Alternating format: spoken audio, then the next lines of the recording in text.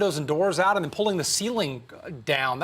And like he said, I'm from New Orleans. I know hurricanes. Yeah. I don't know anything about a tornado. So, Yeah, but tornadoes are pretty common with in fact, I would not have expected that, Cheetah. A novice like me with weather, I wouldn't have expected that. Well, you know, a couple things. I actually remember from 4 to 4:20 this morning, there was a tornado warning right over that area.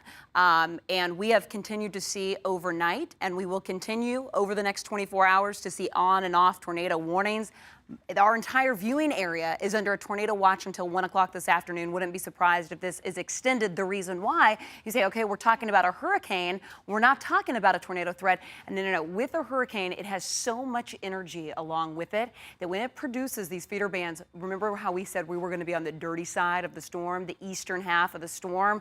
Well, these thunderstorms are capable of not only producing some straight line winds, but also isolated tornadoes. Now, most of them are brief and short-lived, but you just saw some of that damage. That could be from straight line winds, or that could be an E of 0 to an EF1. That's the enhanced Fujita scale that ranges and rates a tornado's strength. So, of course, the National Weather Service will have to wait till a period that they can go out and they can actually survey the damage. But yeah, if you just heard the amount of homes that have been impacted here, and that's only going to continue to rise.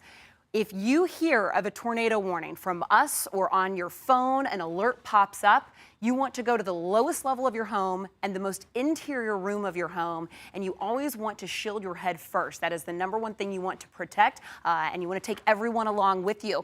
You want to move as far as away from any windows or outside objects as you can.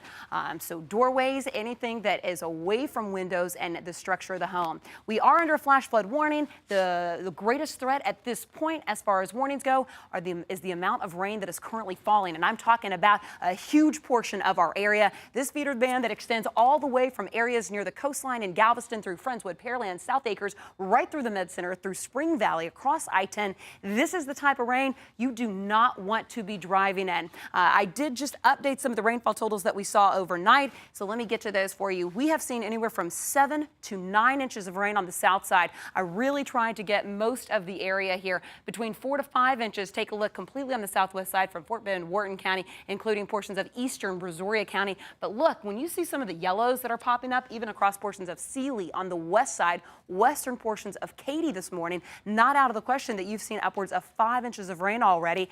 And this is day one. We have until Wednesday to monitor the type of rain. If you're waking up on the northeast side this morning, I'm talking from Humble to Atascocita, southwest Liberty County, you are not out of the threat. In fact, feeder bands could be setting up potentially over your area in the next 48 hours. And I'm talking about life-threatening floods all across the area. This is still forecasted. Rainfall amounts on upwards of Wednesday. So every day when we tack on these accumulations, upwards of 25 to 35 inches of rain. As far as the wind threat goes, a lot of you have been asking us about that. We're currently seeing gusts up to 44 miles per hour in Galveston, but it's the 67 mile per hour gust in Palacios. That is why Matagorda County was under that mandatory evacuation yesterday. Across the area, though, 20 to 30 mile per hour gusts, that could do some damage alone. So I'm talking about structures that are poorly built. Darby, we're going to continue to hear impacts across the area.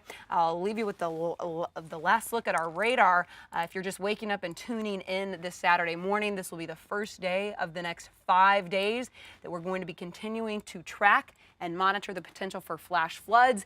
And the biggest concern, of course, are creeks, our bayous, streams, our lakes. Yep. At this point, everything is in its banks. However, that will be the first threat that we will see across the area. And I'm going to try, if I get the time, I will show you some pictures of our bayous out there. So you can see we're really getting the heaviest of the rain from Hurricane Harvey right through the Houston area right now. So if you have to be out on the roadways, don't. This is not a good time to be out. Unfortunately, my wife is currently coming from Bush Intercontinental Airport trying to get home out in Katy with our daughter who just flew in. So they're driving right through the mess of it. And I'm talking to her, and I'll continue to talk to her. Darby, when yes. you're going around South Mady Creek, Yep. is an area of concern at this point. All right, well, that's kind of not unusual. We're hearing that Mady Creek might be coming out of its banks probably around Greenhouse and Barker Cypress. So just be ready for that to be coming out, and that'll start affecting Greenhouse. Getting reports of high water on Highway 275, which is Harborside at I-45, but I'm also getting reports of high water all the way down to 82nd Street. So you're probably better off using 45 or Broadway. Instead of trying to go anywhere near the water, okay? So you're probably better off. Also getting reports of high water on 61st Street at I-45. 45 95 itself is fine. Getting reports of high water on 61st Street and a couple of left lanes there. All right, also reports of high water, I-10 at Monmouth on the exit ramps, but it shouldn't be affecting the main lanes. 290 inbound FM 2920, main lanes, high water as you come inbound across all lanes. It's all under construction there, so it might not just be able to drain off quick enough. So just use caution. I'm hearing you can get through, but now it's pouring down rain. Be careful if you got to get on the roads. You're not getting out, are you? Just want to keep you up to date. I-10 as you go westbound trying to exit 359 in Brookshire, reports of high water on the exit ramp.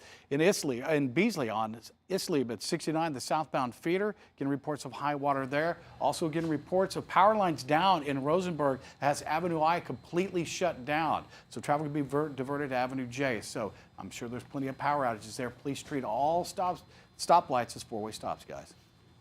Okay, Darby, thank you very much.